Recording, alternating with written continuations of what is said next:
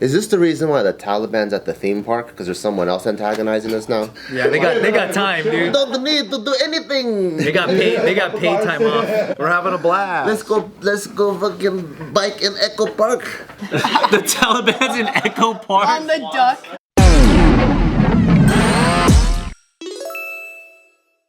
Everybody know about Putin? Yep, he's my best friend. He's battling cancer and Parkinson's disease, apparently. Whoa. Leaked emails have claimed. Did the lady smell him? Oh, right. Parkinson's lady? Oh, the Parkinson's lady. You were here for that. Yeah. Because you don't actually watch the videos after this, huh? Yeah, I didn't. That's what I'm talking about. She get it? Russian President Vladimir Putin is battling both pancreatic cancer and Parkinson's disease, according to a new report citing leaked Kremlin emails.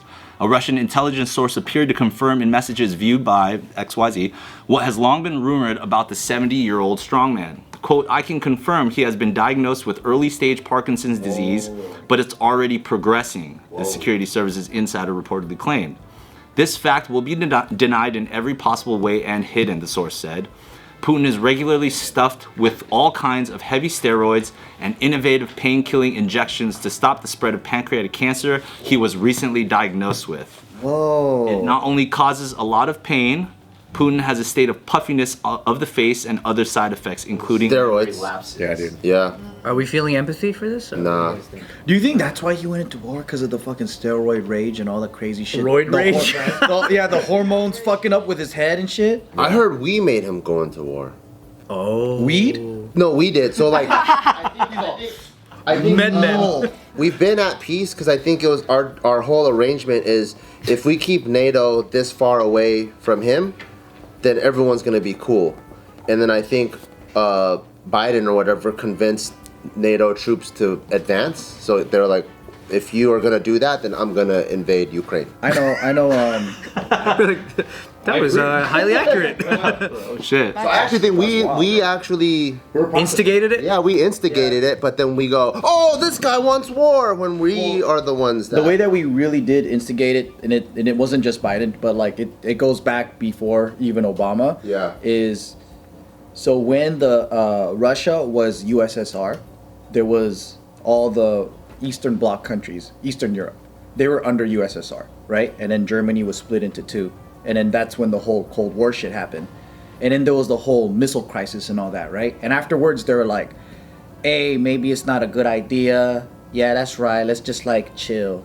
And then that's also when the USSR turned into Russia and they were no longer communists. The Soviet Union disbanded, remember that? And all those countries, the Eastern Bloc countries, they became no longer a part of the USSR, like Romania and all these other countries.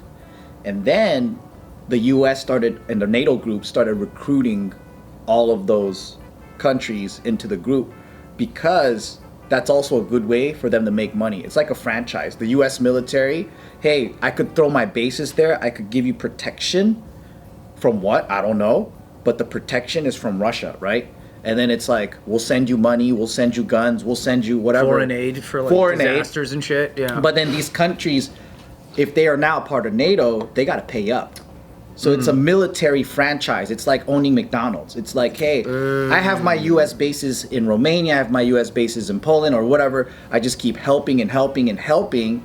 But you have to buy our tanks. You have to buy our like equipment. You have to buy our shit. And then it just keeps going. And now they're like, we want to put more missiles. Why do you need missiles? And then it gets closer and closer to Russia.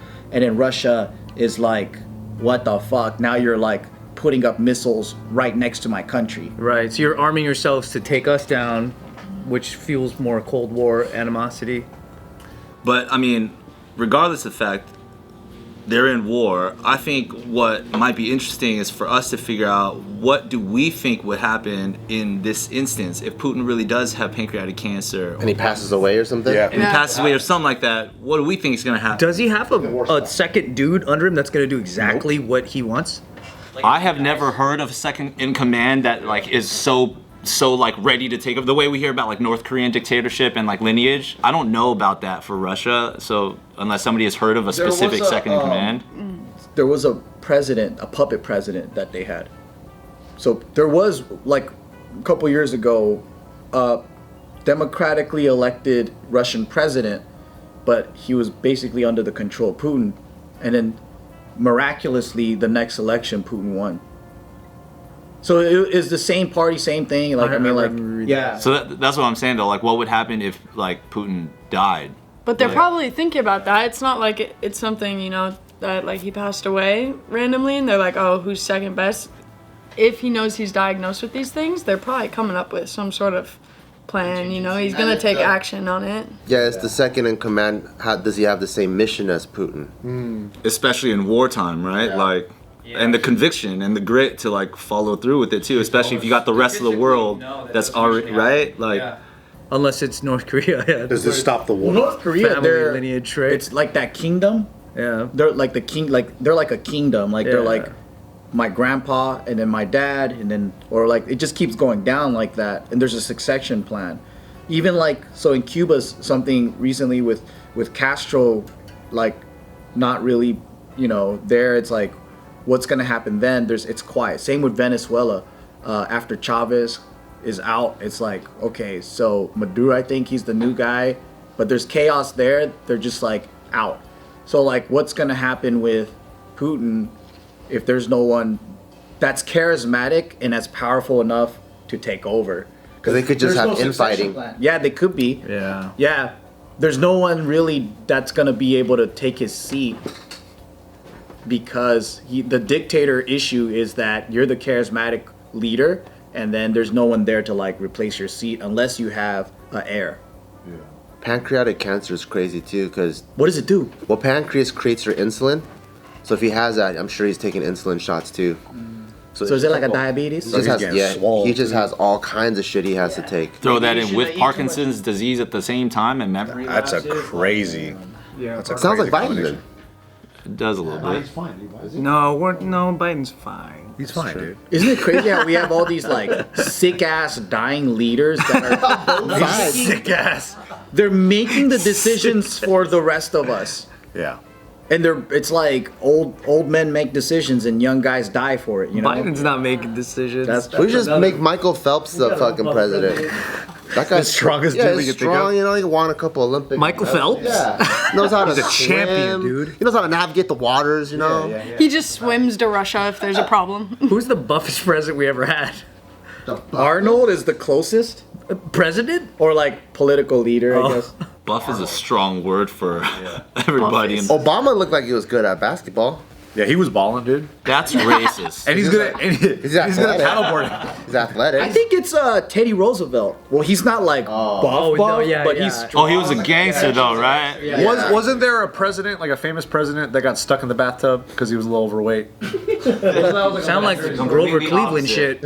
That's such a Grover Cleveland thing to do. So at this time, is Ukraine still under attack from Russia? Like at the same ferocity that it was when it was first reported, or what the fuck? Or did it just die down a lot? Like, is the news dying faster than the attack is, or what's the deal? I think I saw a video the other day of a fighter jet crashing into a. I saw that too, yeah. But that was a Russian jet crashing into a Russian building. Oh, it was? I thought it was Ukraine. I guess I got it malfunctioned its own fucking shit or something. And also, you know, for all we know, this whole idea of Putin battling pancreatic cancer, that could also be propaganda. it could Oh be. yeah. Like he's weak. You can't trust nothing. Calling ourselves out on the news source over here. Like make them think we're weak so we can get away with some shit. Maybe Post the link. maybe because we seem weak with like Biden being sick and tired and old, and then so like maybe they have to make their president It's like a look bait and weak. switch. Yeah. Wouldn't that be funny if Biden was faking it the whole time to get people to like think he was incompetent, and then right at the end he's like, ah. Yeah, and he starts like just dunking on people in the election. He's just at home fucking going ham on a Peloton and shit. He starts reciting things perfectly with no gap. His suits are cutoffs now, and he has fucking massive biceps. Damn. He looks like Vince McMahon under Yeah. It's like a whole tactic to get other countries confident and shit, but then smash them at the end. I do find it even more potential and interesting, the idea of spreading that type of propaganda. Like, oh, this is the point in the strategy where we start letting the Western countries and nations think that we're weakening. Let's throw out Yeah. some sort of thing that's like way more of a curveball, because maybe the commentators have been saying that he's getting puffiness. Like, let's call it steroids and blah. You know what I'm saying? That could be sadistically. It could be. It could be. Because warfare exists on all levels. And that's super effective. But there's so much fucking curveball shit, like the pipeline exploding. How they're like, oh, Putin did that. What's the pipeline explosion? There's like a natural gas pipeline that supplies through Russia, and then apparently it blew up. But then they're saying that U.S. blew it up. But The UK, they're saying that the UK blew it up, and as soon as it was Everyone's taking credit. executed, the prime minister, the lady who resigned, as soon as it blew up, she texted somebody and said it's done. Whoa. And then In UK? in the UK, the female prime minister who resigned out of nowhere. Huh. Yeah. Is this the reason why the Taliban's at the theme park? Because there's someone else antagonizing us now? Yeah. Yeah, they got time, dude. Don't need to do anything. They got paid time off. We're having a blast. Let's go fucking bike in Echo Park. The Taliban's in Echo Park. On the duck, on the swan. I mean, arguably, would you be kind of interested at a Taliban Yelp where they reviewed certain things and you got to see what they thought of it? That would be hilarious. Now that they get to like kind of kick back a little bit, you know? Yeah. Just the next decade, instead of the Kardashians, is the Taliban. They have their own reality show on E! They're all going into county fairs and shooting up the funhouse mirrors. Ah! Executive produced by Sacha Baron Cohen. Dude, yeah. Just think about it. Just think about it. Kind of writing itself as we speak. That is fucking wild. I don't know. I think we live in a really crazy time too, because before you were just told one narrative and you believed it. Yeah. But now there's just so many different pieces ones, of information, and you're from like just people that are vloggers that are on location like recording shit, but also you have like independent journalists, you have, you know, legacy media, you have good old JK News, and then you're just like, what the fuck? Like, I'm so confused. There's so many different angles here, and for what reason? I'm also curious about like motive. Like, why are they telling me this info? Like, are they telling me this so our perception about Russia is this way, or like, are they trying to manipulate the U.S. like citizens to say, hey, we don't want this war, so then we back off of Ukraine, so then Russia can just go in, or like, what's really going on? I don't know. I think the hardest part is that there's a move to be made in some sector for every decision that takes place in the world. So let's say that there's an invasion of Russia. Somebody knows that, oh, if there's an invasion of Russia, I'm going to capitalize on that and do this thing. So then everybody looks at that thing when they discover it and go, that's the reason this happened. But it's not the reason it happened. Someone just took advantage of it, just like COVID. Yeah. Like when COVID COVID, happened, all these people took advantage of that, knowing way before that shit even was close to being a thing. They knew they would do that if a lockdown happened. So everyone's monetizing off the moment. But then people see the thing and they go, COVID's all fake. It was just for this guy to make money. Like, nah, dude, it was real, but... You know, This is the effects afterwards. that's just everybody has a move. Yeah, like that's the 'cause thing. Like toilet paper companies, dude. his friends own a factory in Vietnam, and he was saying like when COVID was happening in China, that factory just turned into a mask making factory, and they just started cranking out masks. And then That's the move, man. And then when COVID hit, lockdown hit, they were just selling a ton of masks, and I was like, oh, I can see how conspiracies start, because they're just like, hey, these guys were smart enough to think ahead and then understand like where things are going. So then, because they saw what happened with SARS, they saw like all the bird flu shit, whatever, and they're like, oh, they didn't have enough masks back then, so they're like, now this time we're not gonna be late. Exactly. Yeah. And then but when you see that, you could be like, oh, the mask industry, they're the ones that fucking made COVID, so like they could start selling masks and shit. It's like The Big Short. Like the guy who monetized off the housing bubble didn't cause the housing bubble.